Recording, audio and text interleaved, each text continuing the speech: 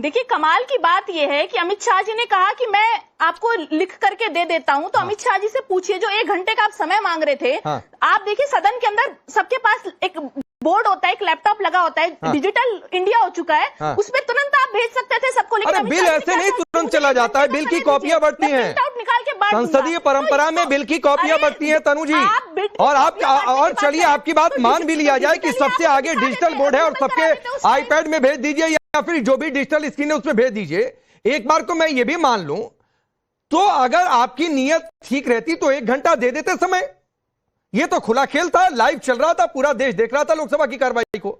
आप दे देते 1 घंटा समय और देखते कि 50% की बात पर सरकार आती है कि नहीं आती है। अमित शाह ने तो कहा कि मैं वादा कर रहा हूं और मैं लेकर आऊंगा। चल रहा था तब अमित शाह जी को समय नहीं मिला, इतने दिन में। अरे मान लीजिए नहीं मिला तनु जी, मान लीजिए नहीं मिला, मान लिया आपके हिसाब से अमित शाह की गलती, बीजेपी की गलती, मोदी सरकार की गलती। मैं कह रहा हूं आपकी नीयत ठीक रहती तो 1 घंटा देने में क्या बुराई थी? आप कर देते, डिजिटली अवेलेबल करा देते। अरे मैं कह रहा हूं 1 घंटे देने में क्या बुराई थी? क्यों मुकर गए? क्यों उन्होंने अभी तक नहीं किया?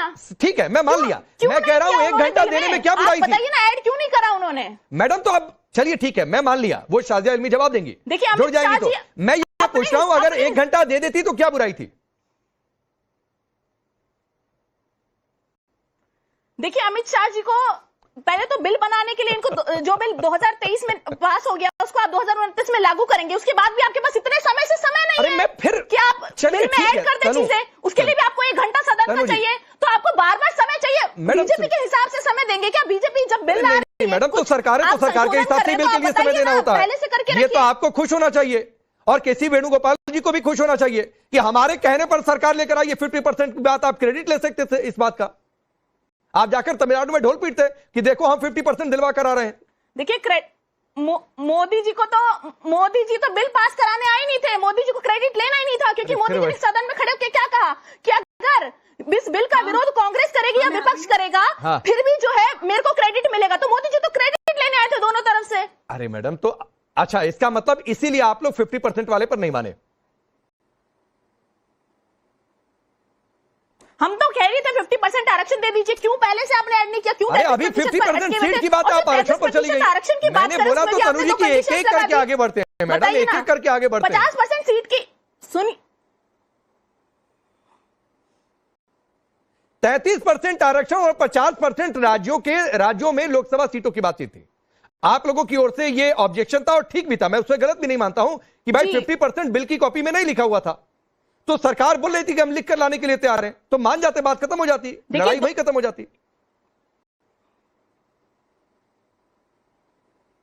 देखिए, आपको 2001 में अरुण जेटली जी ने कहा था कि जब आप सीटें बढ़ाने 2026 तक आप सीटें नहीं बढ़ा सकते, क्योंकि तब तक जो है दर जो है वो तय नहीं हुई थी। तो 2026 के आसपास जब हमें दर तय हो जाएगी कि किस स्टेट की कितनी आबादी है, उसके हिसाब से आप परिसीमन करा पाएंगे। तो आप 2011 की जनगणना के बेसिस पे आप कैसे कर सकते हैं, ये मेरा सवाल है। अब एक मैडम सुनिए, मैं आपको एक बात बता रहा हूं, बाकी मेहमानों के पास जाऊं, एक बात बता रहा हूं। अभी जो आप कह रही है ना, यहीं पर विपक्ष ने अपना नुकसान कर लिया है, जितनी मेरी थोड़ी बहुत समझ है। और कैसे? डिलिमिटेशन तो अभी भी होगा। अंतर क्या आ जाएगा कि आप लोगों के विरोध के चलते ये 29 में लागू नहीं होगा। अब हो सकता है ये आगे 34 तक चला जाए या फिर सरकार कोई दूसरा रास्ता निकाले। डिलिमिटेशन तो फिर भी होगा मैडम। जो 23 में बिल पास हुआ है, जनगणना होगी 26 में, उसमें जातियों के भी आंकड़े आएंगे। इसमें फिर भी समाजवादी पार्टी के लिए थोड़ी विन विन सिचुएशन नजर आती है कि वो कहेंगे कि चलो भाई ठीक है, ओबीसी वाला भी लेकर आओ। उनके लिए तो फिर भी है, लेकिन आप जो लड़ाई लड़ रही थी वो लड़ाई नहीं आप जीत पाएंगी, क्योंकि फिर भी जनगणना आएगी, जनगणना के हिसाब से डिलिमिटेशन होगा। और अगर इन प्रोपोर्शन टू पॉपुलेशन हो गया तो जो आप लोग आज बात कह रही हैं मैडम, वो स्थिति उस दिन भी रहेगी। या तो उस दिन भी आप सरकार को मनाएंगे कि नहीं 50% वाला फॉर्मूला दो, तो आप इसी मोड़ पर खड़ी रहेंगी। आप यकीन मानिए, आप इसी मोड़ पर खड़ी रहेंगी आज से 3 साल 4 साल बाद भी। उसके बेसिस पे जनगणना कराइए, जातिगत जनगणना कराइए, ओबीसी एससी एसटी मुस्लिम महिलाओं को दीजिए आप आरक्षण। आप देखिए, कोटे के अंदर कोटा, ये सवाल है ना। ठीक है ममता काले जी, तनु कंफ्यूज है कि हमको सीटों की बात करनी है, 33% आरक्षण की बात करनी है, या फिर साउथ बनाम नॉर्थ का झगड़ा सुलझाना है, या उसे सुलझाना है।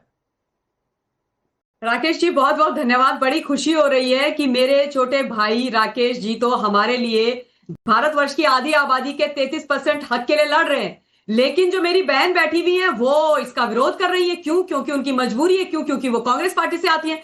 अच्छा, अभी इन्होंने ना अमित शाह जी के 1 घंटे की बात करी।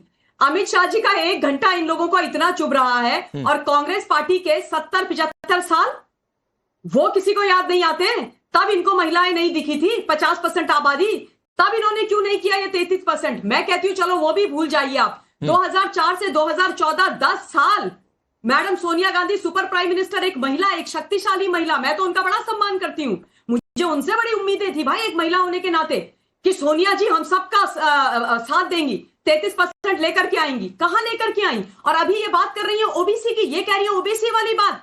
अरे बहन, गेहूं और मसूर की दाल, आप जाइए अपना जो आपका बिल लोकसभा में कभी पहुंचा ही नहीं था उसको पढ़िए जरा, उसमें कहीं पर ओबीसी के लिए quota within quota mention किया हुआ था?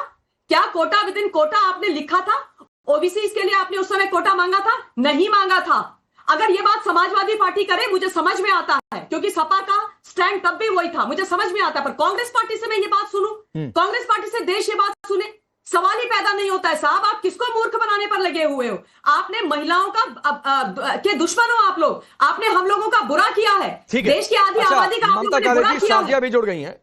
शाजिया, तनु कह रही हैं कांग्रेस से कि आप लोगों की नीयत साफ थी तो 50% वाली बात पहले ही लिखकर लाए होते, आप लोगों ने तैयारी नहीं की थी। केसी वेणुगोपाल के कहने के बाद फिर आपको 1 घंटा चाहिए। तो जब 50% के बारे में समान रूप से हर एक राज्य को दिया जाने की बात हो रही थी, जिसके चलते साउथ के स्टेट्स को दिक्कत नहीं होती, और जो उनकी नुमाइंदगी प्रोपोर्शन के तौर पर पहले से थी वो बनी रहती, और जिसको लेकर प्रधानमंत्री, गृह मंत्री, सारे सांसद कह रहे थे, ये तक कि ये कह रहे थे कि आप मैं तैयार हूं, 1 घंटे का वक्त दीजिए, लेकिन आपको मंजूर नहीं था, और आपने उस 1 घंटे के चलते 34 तक मुलतवी कर दिया इस बिल को। ये सिर्फ और सिर्फ एक मक्कारी थी, चरत्तरबाजी थी, और औरतों के साथ दगाबाजी थी। 2023 में कतई इन्होंने ओबीसी के नाम पर ना तो लिखा था, ना कोई अमेंडमेंट किया था, और बिल ऐसे ही पारित किया था। उसमें तो डिलिमिटेशन का मैं तनु से रिप्लाई लेता हूं, लेकिन एक शाजिया, एक आरोप और लग रहा है, उसका भी जवाब दे लीजिए। और आरोप ये लग रहा है कि प्रधानमंत्री ने देश के नाम संबोधन वाले मंच का इस्तेमाल सियासी फायदे के लिए किया, जो नहीं करना चाहिए था। विपक्ष आरोप लगा रहा है। देखिए, विपक्ष का काम है आरोप लगाना, और प्रधानमंत्री जी का काम है देश को बेहतर बनाना, विकसित भारत की तरफ ले जाना, और बेटियों की फिक्र करना, और उनकी नुमाइंदगी करना, और उसको लेकर जो दुख, जो व्यथा वो जता रहे थे, उस मायूसी का इजहार सब औरतें कर रही हैं। वो दुख, वो पीड़ा हमारे सबके दिल में है। और मुझे इतना अफसोस हुआ है, उस रात में सोई नहीं, और मैंने बहुत से लोगों से बात की, मुझे लग रहा था इतने प्यार से इंतजा करके क्रेडिट देने के लिए भी तैयार थी भाजपा। प्रधानमंत्री कह रहे थे आप प्लीज कीजिए, भूल जाइए राजनीति को। मुझे लगा दिल से लोग करेंगे, लेकिन उसमें भी इन्होंने रोड़ा अटकाया, ये जानते हुए कि ये मामला 2034 तक बढ़ जाएगा। तब तो राहुल गांधी बड़े चीख चीख कर बोल रहे थे अभी करो, अभी करो। ठीक है, फिर क्या हुआ? फिर उन्होंने 2034 से कर दिया। नहीं, ठीक नहीं है ये। नहीं ठीक है, मतलब आपकी बात ठीक है। तनु रिप्लाई करेंगे। देखिए जब 2001 में वाजपेयी जी की सरकार थी, तब जो है सीटों की संख्या को फ्रीज कर दिया गया था। तब अरुण जेटली जी ने कहा था कि इसके 2 रीजन है। पहला है कि नेशनल पॉपुलेशन पॉलिसी, कि जो जनसंख्या बढ़ेगी, जब वो स्थिर हो जाएगी जनसंख्या, उसके बाद हम सीटों को बढ़ाएंगे, ये 2026 तक होगा।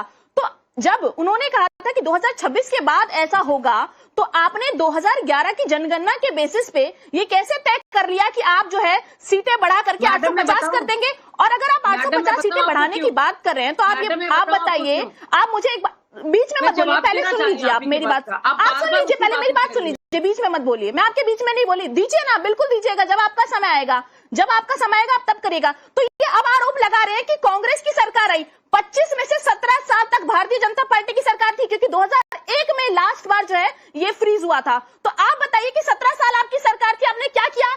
जनसंख्या को रोकने के लिए क्या किया आपने? तो आज जो स्टेट्स अपनी संख्या को कंट्रोल कर रहे हैं, आप उनकी भागीदारी कम करना चाहती हैं, और जो जनसंख्या बढ़ा रहे हैं, और आपके आरएसएस के तो नेता कई ऐसे बयान देते रहते हैं कि 3 बच्चे पैदा करिए, 4 बच्चे पैदा करिए। आपके एमपी साक्षी मलिक बयान देते हैं, साध्वी आपकी जो है वो बयान देती है कि बच्चे पैदा करिए। तो जो जनसंख्या बढ़ाएगा उसको लोकसभा में हिस्सेदारी ज्यादा मिलेगी, और जो जनसंख्या नियंत्रण करेगा आप उसको लोकसभा में हिस्सेदारी कम देंगे। सुनिए, ये 1 मिनट शाजिया, आप ना मजाक उड़वा रही हैं अपना।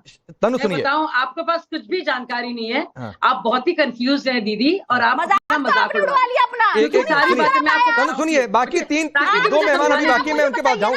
एक बात तनु कहते हुए सुनिए, तनु सुनिए, एक तो कितने बच्चे होने चाहिए इस पर यह डिबेट नहीं है, पहली बात।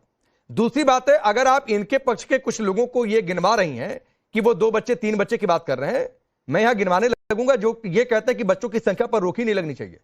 मैं गिनवाने लगूंगा कि यूसीसी में 4 शादियों पर रोक की बात पर किसको दिक्कत हो जाती है। तो मत ले जाइए उधर डिबेट को, फिर आपके लिए जवाब देना मुश्किल हो जाएगा।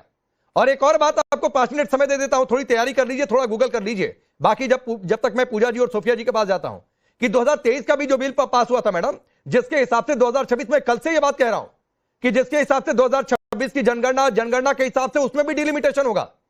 ऐसा नहीं कि परिसीमन वाली लड़ाई आपने आज खत्म कर दी कि परिसीमन आगे होगा ही नहीं, और फिर इन प्रोपोर्शनेट टू पॉपुलेशन हो तो कितना अंतर आ जाएगा। फिर यही लड़ाई होगी, यही बातचीत होगी कि साउथ को कितना हक मिलना चाहिए, नॉर्थ को कितना मिलना चाहिए। देखिए आप इस पर तैयारी कर लीजिए, मैं आऊंगा मैडम, मैं आपको 5 मिनट। तनु जी सुनिए, मैडम रुक जाइए ना प्लीज। तनु, आपसे मैंने डिबेट की शुरुआत की, अभी तक सबसे ज्यादा आपको समय मिला है, तो प्लीज दूसरे वक्ताओं को बोलने दीजिए। मैंने आपको छोटा सा टास्क दिया है, तब तक मैडम थोड़ी सी तैयारी कर लीजिए कि 2023 में जो बिल पास हुआ था महिला आरक्षण का, उसमें परिसीमन की बात थी या नहीं थी, और उसमें किस आधार पर वो लागू होना था। थोड़ी सी आप तैयारी कर लीजिए, तब तक गूगल कर लीजिए, आपको और ज्यादा बेहतर आपके पास फैक्ट हो जाएंगे। अब मैं आता हूं पूजा मिश्रा आपके पास, और सवाल यह है कि सीएम योगी तो कह रहे हैं कि चीर हरण वाली जैसी स्थिति थी। आप लोगों को इसमें मौका दिखा कि एक बिल क्या गिरा, आपको लगा कि यहीं से सरकार की विदाई हो रही है? राकेश जी, आपको नमस्कार, साथी प्रवक्ताओं को भी नमस्कार। आज की जयंती है, तो जन्म जयंती के आपको, पैनलिस्ट को, पूरे देशवासियों को बहुत बहुत बधाई, शुभकामनाएं। और आप कह रहे हैं कि हमारे माननीय मुख्यमंत्री उत्तर प्रदेश कह रहे हैं कि विपक्ष को यही लगा कि ये विन विन हो जा रहा है।